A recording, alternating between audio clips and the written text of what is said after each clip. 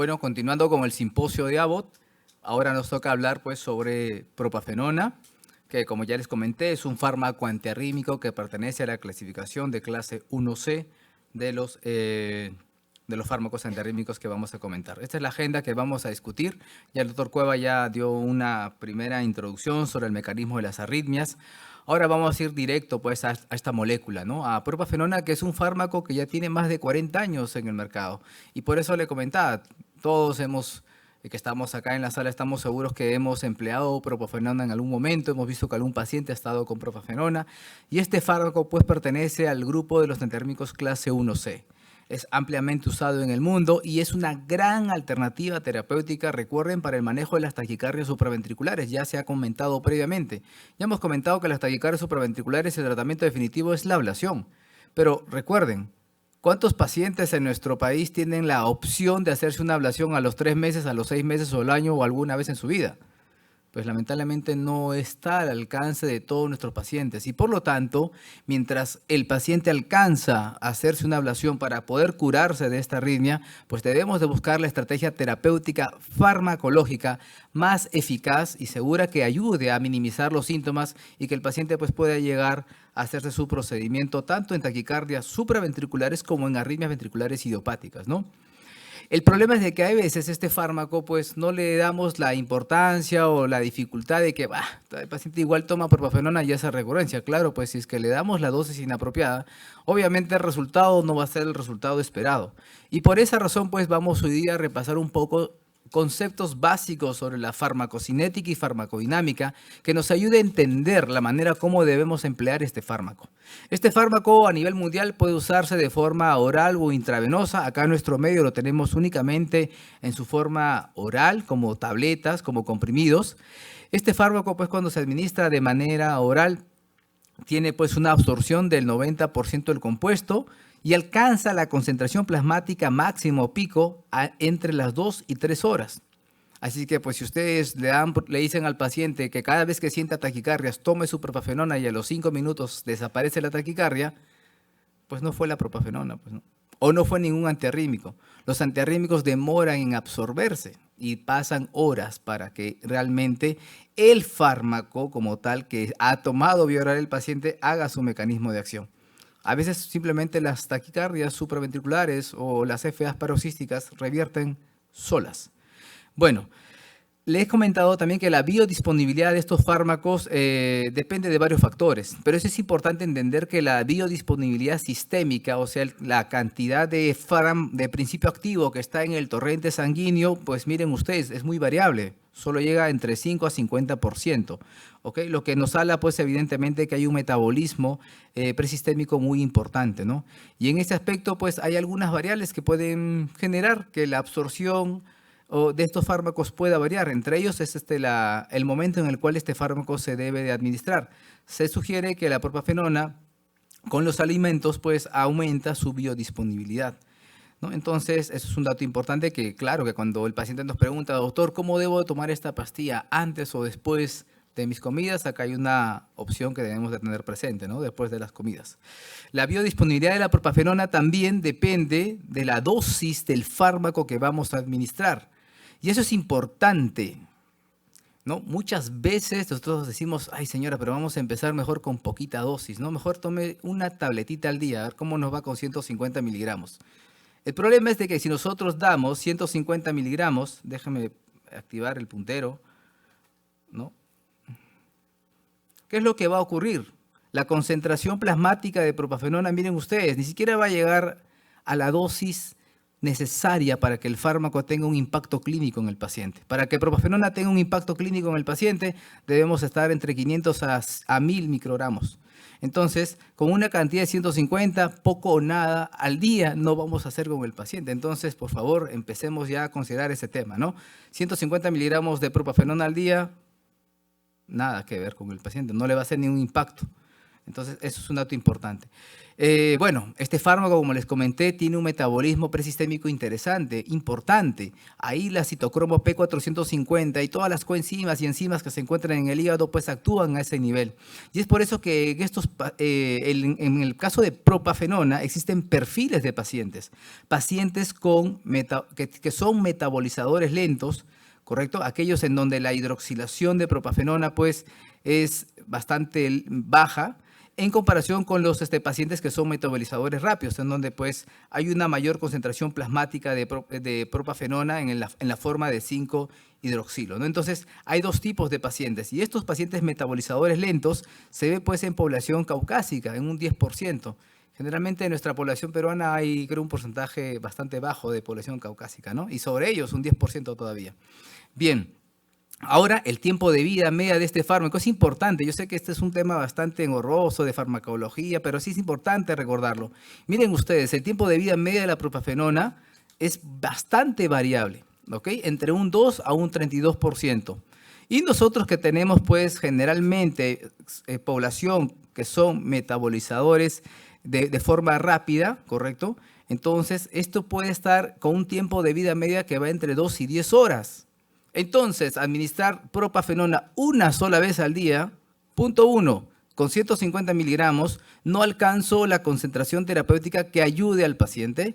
Y en segundo lugar, pues tengo al paciente casi gran parte del día sin ni siquiera el efecto mínimo de la concentración plasmática de propafenona. Entonces, propafenona exige dos cosas: que se debe de administrar a una dosis adecuada para que lleve a una concentración plasmática mínima, y se debe de administrar a una frecuencia adecuada.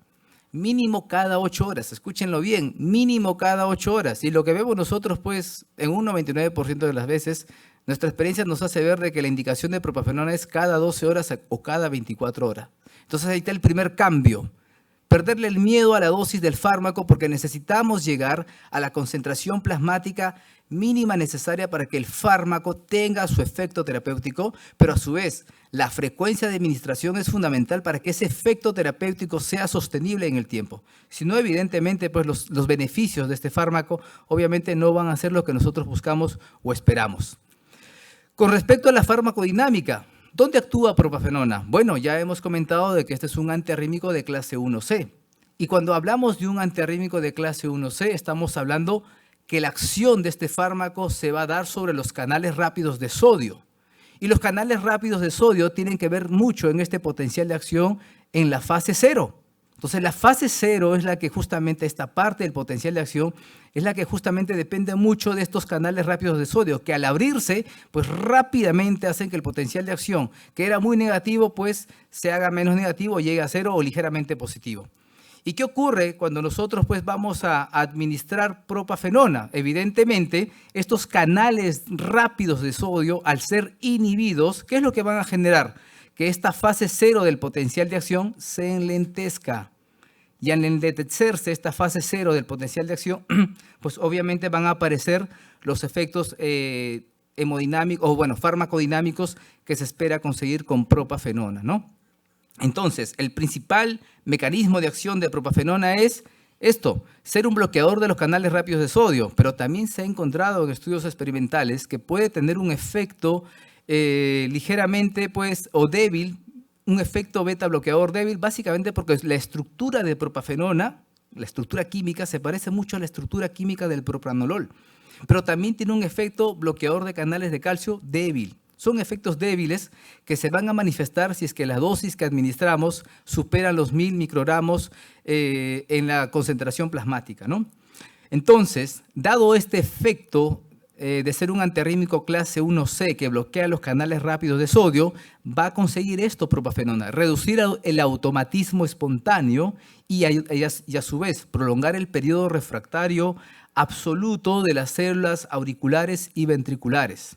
Entonces, dado este efecto, o dado que nosotros llegamos a las concentraciones plasmáticas terapéuticas en el paciente, y si este efecto, por supuesto, es sostenible, pues vamos a tener efectos a nivel cardiovascular, como ya le hemos comentado. Y miren ustedes, basándonos en la concentración plasmática de propafenona, miren ustedes, nosotros el efecto de bradicarrizar al paciente es casi mínimo con propafenona. Hay un efecto mínimo bradicarrizante de propafenona comparándolo con los betabloqueadores, por ejemplo. ¿Ok? Alteraciones pues a nivel del PR. Nosotros vemos, miren ustedes, 200 milisegundos el punto de corte del PR, ¿no? Para estar por encima de estos valores necesitamos concentraciones de 500 a 1000, pero que obviamente no superan, miren ustedes, los 220, 230 milisegundos, que evidentemente no es algo tan grave, ¿no? El otro aspecto es el ensanchamiento del QRS. Conforme nosotros llegamos a la concentración plasmática deseada para el efecto terapéutico de propafenona, pues va a haber un ligero ensanchamiento del QRS, ¿no? Como parte de la respuesta a propafenona, y también una ligera prolongación del intervalo QT. ¿Ok? Entonces, pues, estas son las acciones o efectos de propafenona sobre las células miocárdicas y por lo tanto, pues, este fármaco antiarrítmico tiene sus indicaciones. Y las indicaciones se va a dar en diferentes tipos de arritmias. Una de ellas son las arritmias ventriculares, específicamente extrasístoles ventriculares y taquicardias ventriculares no sostenidas idiopáticas. ¿Y a qué me refiero que son idiopáticas? A que no existe una cardiopatía estructural, a que no existe de base o de fondo una enfermedad estructural con presencia de zonas de cicatrización en el miocardio ventricular. No recomendamos, y eso es importante también saber, usar propafenona en pacientes con taquicardias ventriculares monomórficas sostenidas o pacientes que tengan una cardiopatía estructural significativa, en donde la fracción de eyección es menos del 50% o un paciente que ha tenido un infarto previo.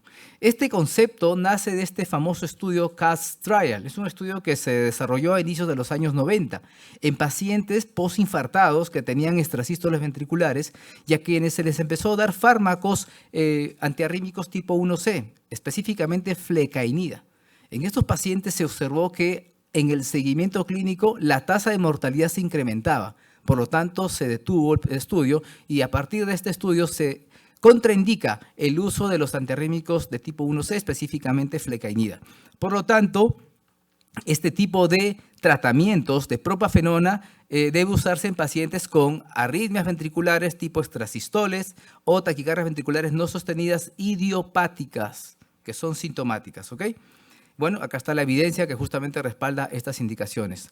Pero uno de los espectros más interesantes en los cuales propafenona tiene un espacio clínico para poder usarlo de manera pues adecuada a la dosis y a la frecuencia adecuada es en las taquicardias paroxísticas supraventriculares.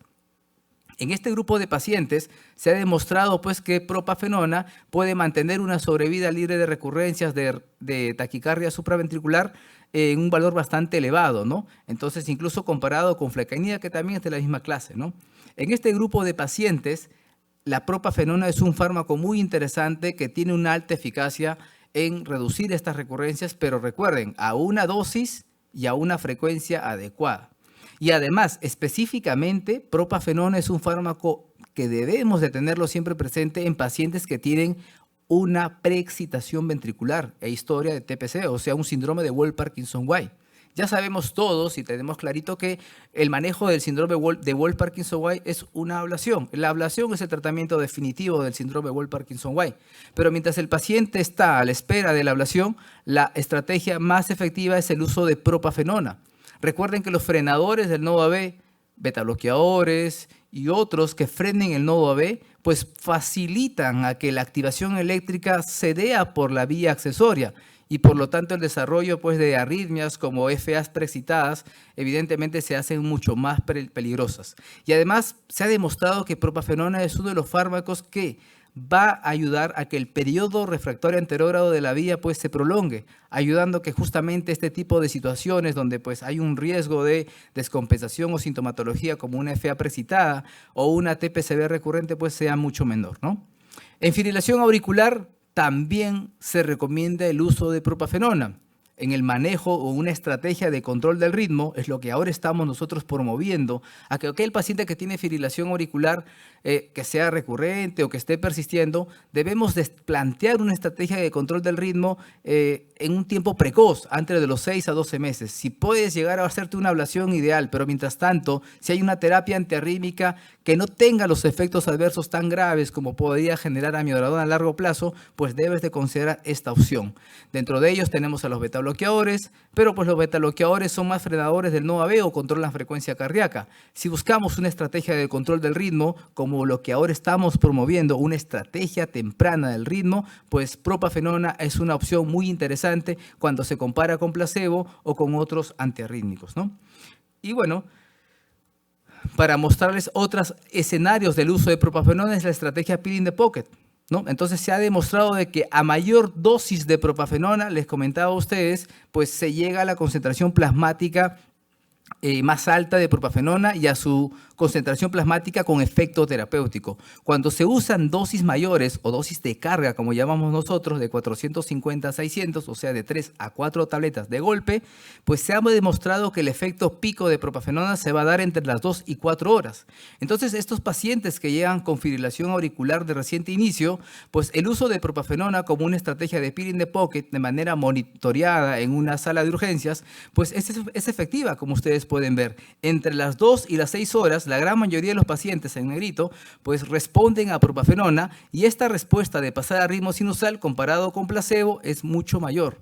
Por lo tanto, la estrategia de pill in the pocket monitoreado se ha recomendado, es útil, pero también se ha demostrado que el manejo ambulatorio, si es que el paciente en un primer control o monitoreo respondió adecuadamente a propafenona, la estrategia de pill in the pocket también se debería de recomendar en este grupo de pacientes, como este estudio nos lo presenta, ¿no? Entonces este es un estudio donde pues se ha visto pacientes que fueron a la estrategia pill in the pocket y antes de las 6 horas el 94% pasó a ritmo sinusal.